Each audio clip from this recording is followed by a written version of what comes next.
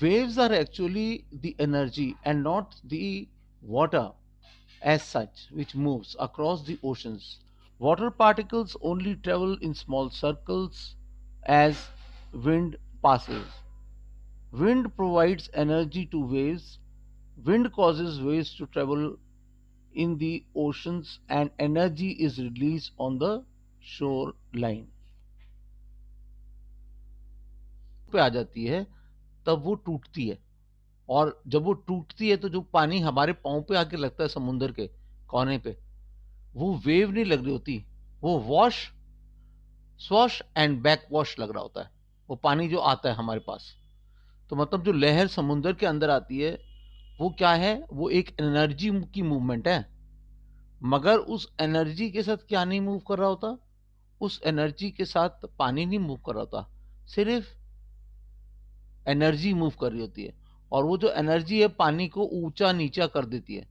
मगर जब वो एंड में आके हमारे को टकराती है समुंदर के कोने में, आपने देखा होगा जो लोग समुंदर के पास गए हैं उनको उन्होंने देखा होगा कि जो वेव है वो एक जगह पे टूटती है और पानी बहुत तेजी से भाग आता है समुंदर, वो जो आपका कोस्टल एरिया है उस जगह, तो वो जो पानी आता है उसको कहते हैं स्वॉश, उसको क्या कहते हैं, swash. Waves travel because wind pushes the water in its course.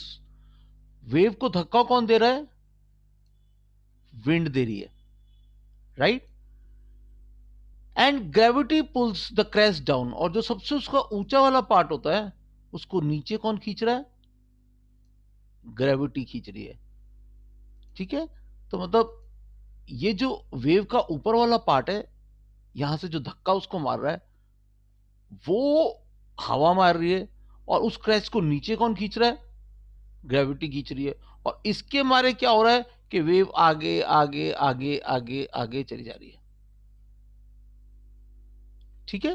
तो वेव की मूवमेंट के अंदर दो, what are the two factors that affect the movement of waves, अगर एक क्वेश्चन हम देखें जैसे आप कर रहे हैं कि कौन कौन से क्वेश्चंस आते हैं आने, तो मैं एक क्वेश्चन यहां पर लिख देता हूं, एक क्वेश्चन यहां पर ये आ सकता है, ये रहा, ठीक है, कि what is the cause of movement of waves, एक व्हाट आर वेव्स, ये भी हो गया, है ना।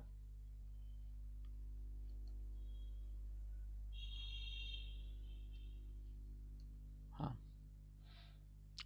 अब हम आगे चलते हैं।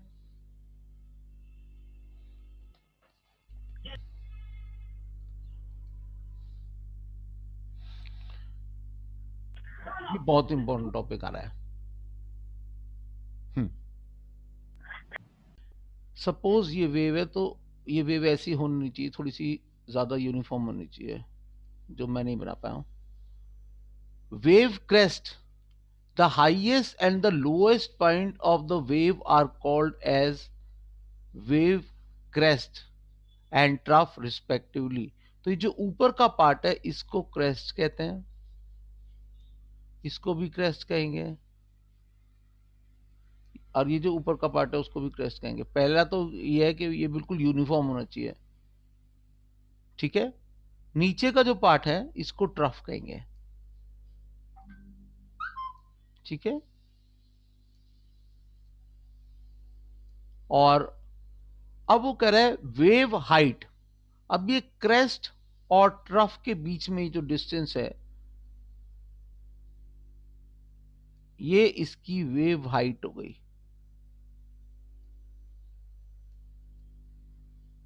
डिस्टेंस बिटवीन, वेव हाइट को मैं पढ़ के दिखाता हूं, it is the vertical distance between the bottom of the trough, bottom of the trough, ये बॉटम ऑफ द ट्रफ हो गया, and the top of the crest. तो इन दोनों के बीच का जो डिस्टेंस था, bottom of the trough and the top of the crest, ये आपकी वेव हाइट हो गई। उसके बाद उसने कहा wave amplitude, it's half the wave height. अगर आपने म्यूजिक सिस्टम में देखा होगा तो उसमें क्या होता है कि वेव्स वेव्स वेव्स देख रही होती हैं और बीच में एक लाइन होती है ना। तो अगर किसी भी आप एक म्यूजिक सिस्टम में देखें तो उसमें क्या होता है कि बीच में लाइन होती है ऐसे,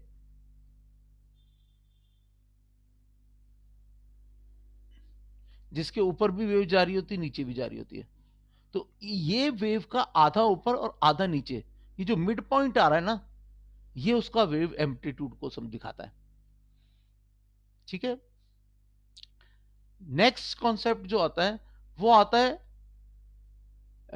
वेव पीरियड, मतलब कितनी देर के बाद दूसरी वेव आती है उसी जगह पे। जल्दी जल्दी वेव आ रही है तो वेव पीरियड छोटा हो गया, अगर देर देर में वेव आ रही है तो वेव पीरियड बड़ा हो गया। अब आता है वेव लेंथ। लेंथ मतलब एक क्रेस्ट से दूसरी क्रेस्ट तक जो गैप है,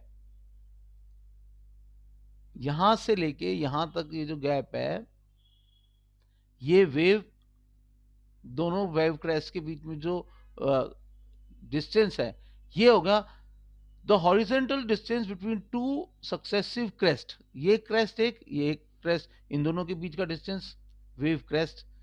वेव स्पीड, अब कितनी सारी वो एक पर्टिकुलर यूनिट ऑफ टाइम में किस स्पीड से जा रही है। हम कहते हैं ना 1 घंटे में 60 किलोमीटर पर आवर कार की स्पीड हमारी जा रही है ना, 70 पे जा रही है, तो that is your wave speed.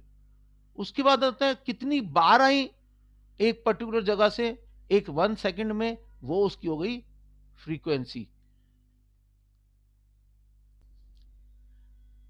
Tide is the periodic rise and fall of sea level once or twice a day, mainly due to the attraction of sun and moon.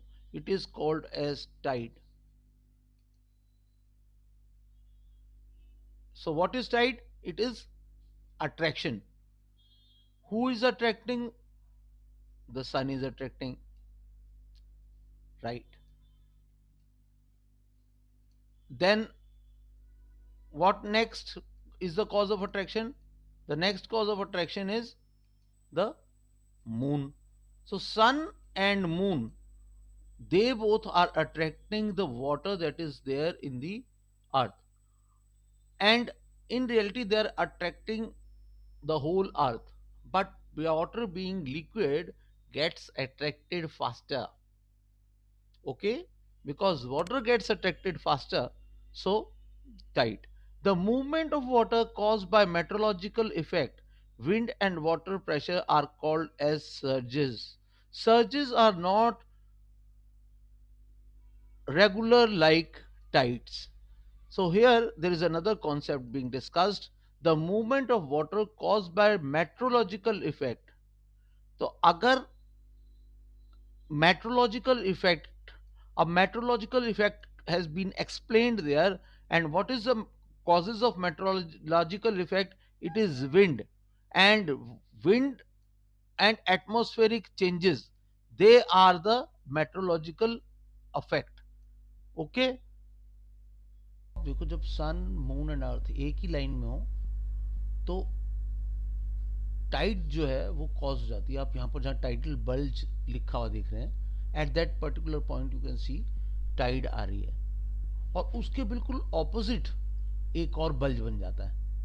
ये वाला टाइडल बल्ज जो है ऊपर वाला, ये क्यों बन रहा है? Because sun and moon are attracting the earth, और ये इलास्टिसिटी इफेक्ट की तरह, सेंट्रीफ्यूगल फोर्स की तरह, इधर जैसे खींचा उसका ऑपोजिट साइड भी टाइड आ जाती है। मतलब सन के दोनों तरफ, सॉरी अर्थ के दोनों तरफ टाइड्स आ रही होती हैं।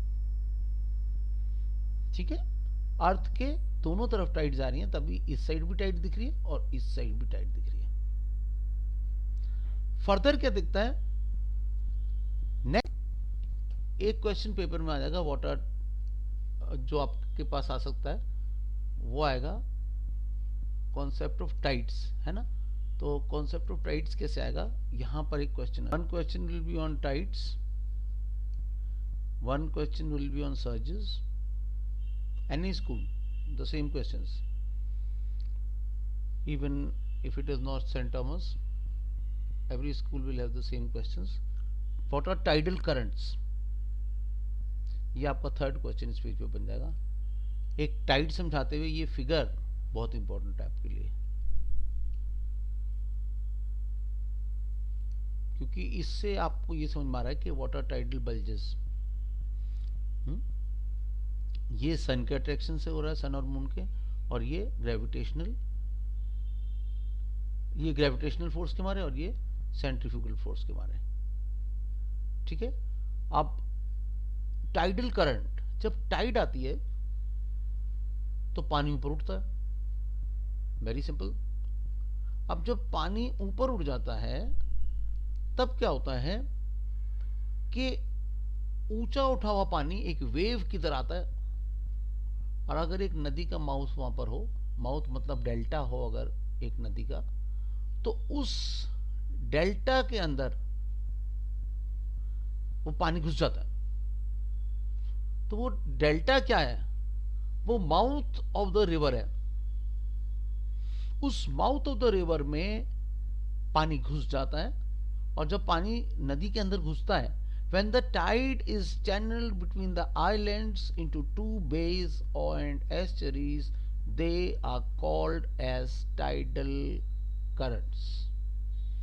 समझ में? टाइडल करंट क्या है कि जब पानी घुस जाता है किसके अंदर?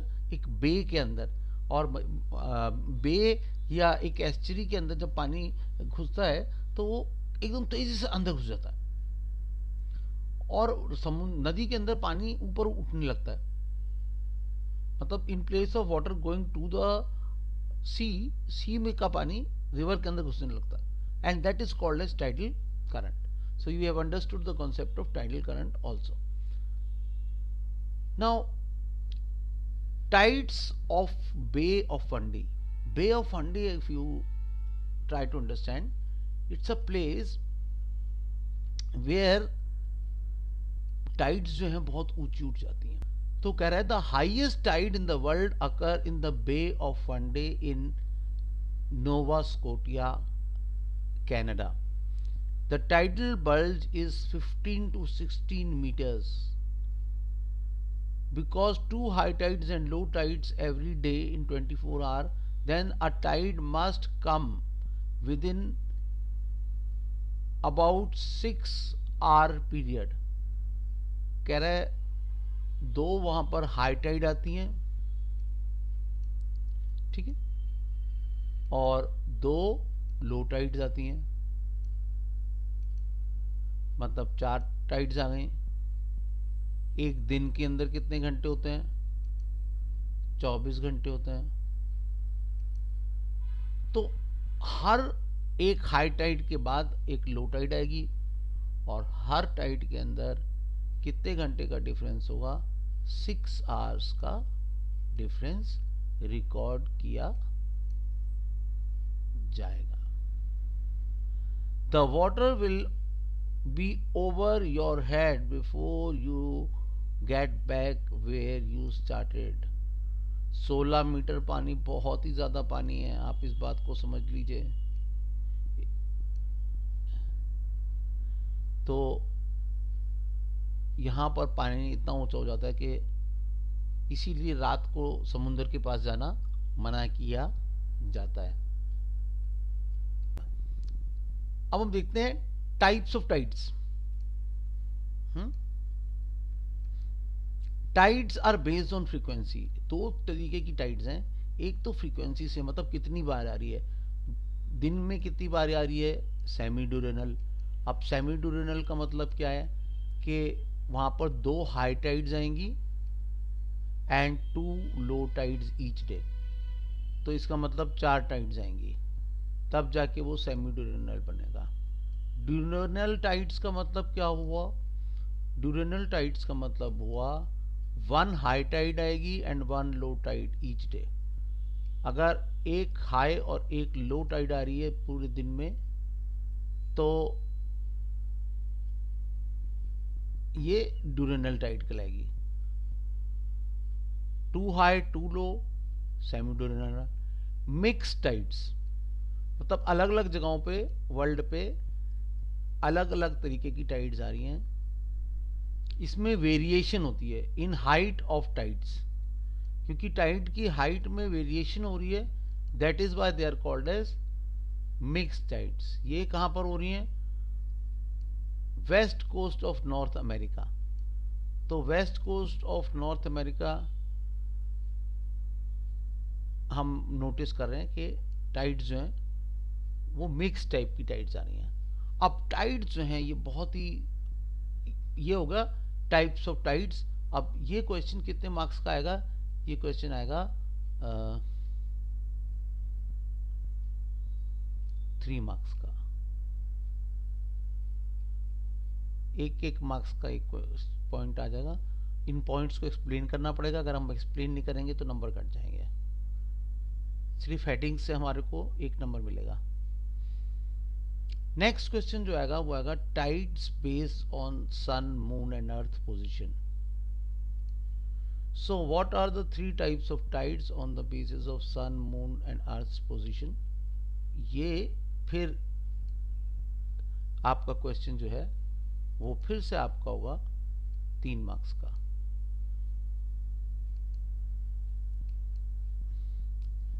The height of the water rises. High tide varies appreciably depending on the position of the sun, moon and earth with respect to the earth. Spring and neap tides come under this category. तो अगर ये question 3 marks का आया तो इसके अंदर 2 type of tides हैं। एक है स्प्रिंग टाइड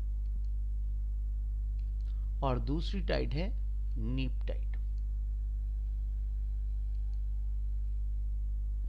बहुत ही इजी है इसको समझना। 2 तरीके की टाइड्स आ रही हैं बेस्ड ऑन पोजीशन। पोजीशन किसकी है? सन एंड मून की पोजीशन है। ठीक है बेटा। नाउ स्प्रिंग टाइड कब आती है? अब आप देखो, इंटेलिजेंट बच्चे वो होते हैं जो नाम से ही समझ जाए, और वो मैं आपको बताता हूं। जो टाइड को कहा जाता है स्प्रिंग टाइड, तो आप अपने आप ही समझ लो वो स्प्रिंग की तरह ऊंची जोर से आती है। स्प्रिंग का क्या काम होता है? बहुत ऊंचा उछलता है, तो पानी बहुत ऊंचा उछल जाए अगर, तो वो स्प्रिंग टाइड हो जाएगी। Concept is very very clear. Spring tide के साथ आप लिख लो हाईएस्ट टाइड। अब हम देखते हैं, अगर सन एंड मून एक लाइन में हैं तो जो टाइड आती है उसको कहते हैं स्प्रिंग टाइड। सन, ये देखो, एंड मून, ठीक है। सन एंड मून के लिए उसने बोला have direct bearing on the high tide. Sun, moon and earth are in a straight line. क्या करेक्टर है कि वो तीनों के तीनों एक सिंगल लाइन में, और अगर वो सिंगल लाइन में है तो स्प्रिंग टाइड है। और ये कितनी बार आती है? Twice a month. Twice a month क्यों आती है? क्योंकि सन, मून एंड अर्थ की जो रोटेशन होती है, अगर आपको पता होगा कि सन अर्थ का जो चक्कर काटता है, उसका एक चक्कर काटने में उसको टाइम लगता है 28 डेज। तो 28 डेज में अगर वो पूरा चक्कर काटेगा तो हर 14 डेज के बाद ये पोजीशन आ जाएगी कि सन एंड मून और अर्थ जो है वो एक लाइन में हो जाएंगे। ठीक है। और उसका फिगर कुछ बुक में यहाँ दिया हुआ नहीं है, ये वाली पोजीशन हो जाएगी। Moon and earth are in the same line. Further what you will see, neap tide. neap tide में क्या होता है? ये होती हैं, these are in 7 days interval between the spring tide and the neap tide. अगर आप देखें तो अगर स्प्रिंग टाइड आई है, हर स्प्रिंग टाइड हमने आपको बताया कि वो कितने दिनों में आती है? ट्वाइस अ मंथ आती है।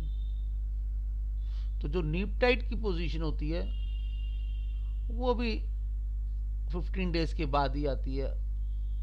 मगर बुक क्या कह रही है? बुक कह रही है कि स्प्रिंग टाइड के आने के 7 दिन बाद, है ना।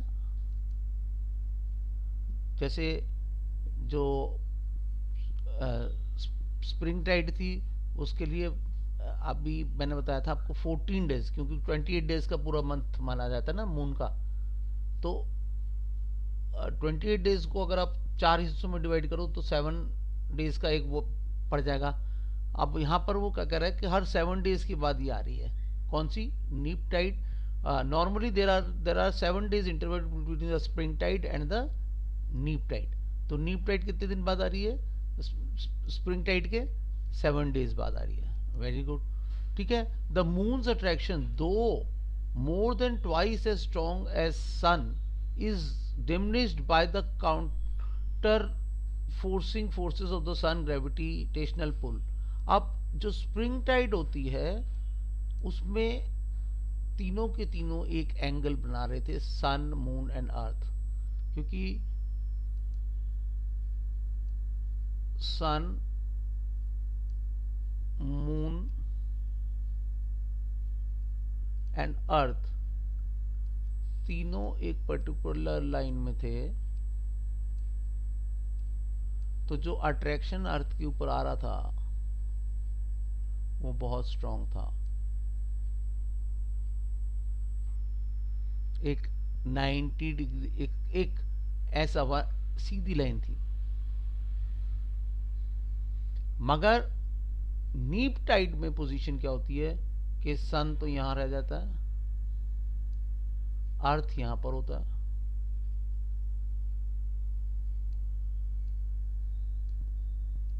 और मून जो है वो अपना गोला काटता है, चक्कर काट रहा होता है जैसे ऐसे करके घूमता हुआ, तो मून यहां आ जाता है। तो ये 90 डिग्री का एंगल बन जाता है, ये 180 डिग्री का एंगल बन रहा था तीनों के बीच में।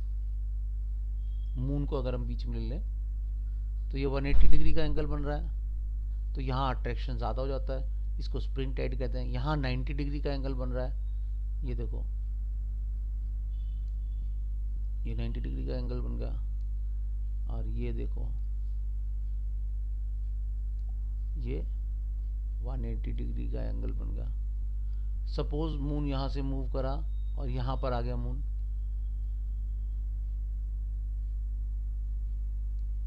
तो यहां पर भी वो 180 डिग्री का ही एंगल बनाएगा। तो इस तरीके से सन मून एंड अर्थ का एंगल बन गया। अब हम देखते हैं further, once in a month when the moon is closest to the earth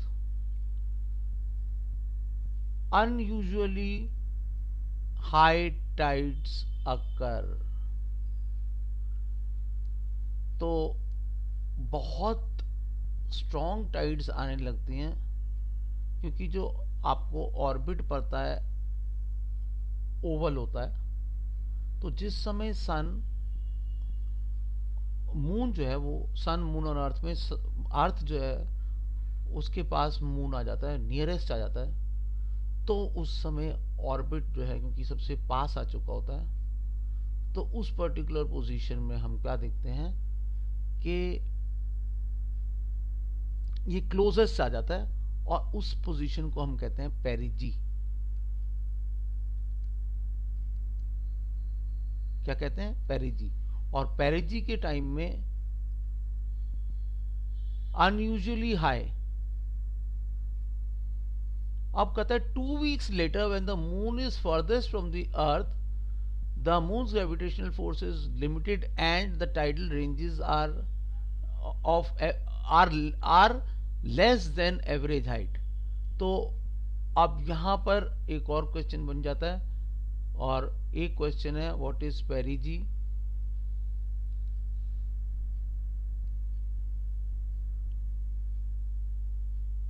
और दूसरा क्वेश्चन है what is apogee. When the moon is farthest from the earth the word used is apogee. ठीक है।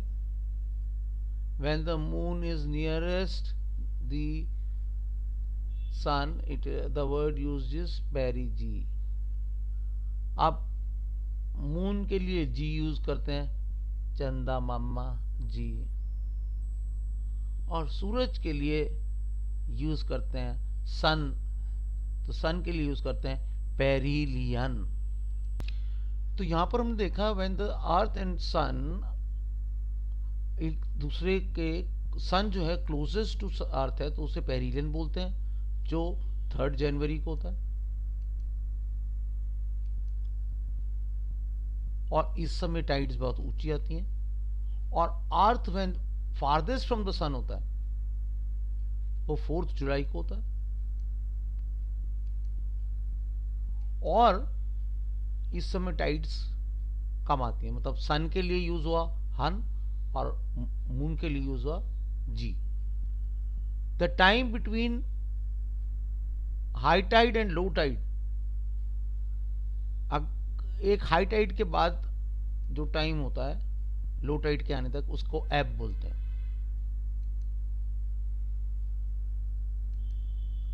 The time between low tide and high tide, पानी का level rise करने लगता है और उसको फ्लो और फ्लड बोलते हैं। अब टाइड की इंपॉर्टेंस क्या है कि वो हेल्प करती हैं प्रिडिक्टिंग इन एडवांस, क्योंकि उनका आने का टाइम हमें पता होता है, क्योंकि वो सन एंड मून की पोजीशन पर डिपेंडेंट है। तो वो हेल्प करती है नेविगेटर्स को, मतलब जो शिप्स में मूव करते हैं उन लोगों को।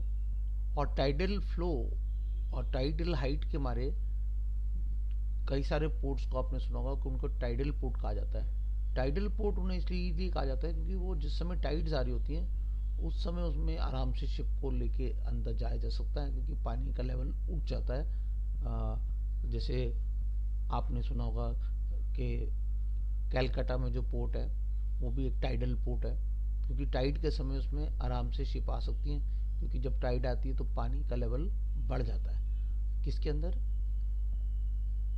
In the mouth of the river. और माउथ ऑफ द रिवर को साफ करने में भी टाइड का एक बहुत बड़ा रोल है, जैसे यहाँ दिखा रहा है वो। और वो इलेक्ट्रिसिटी जनरेशन में भी बहुत इंपॉर्टेंट रोल प्ले करता है। So the next video will be on ocean currents. Thank you for giving me your time children.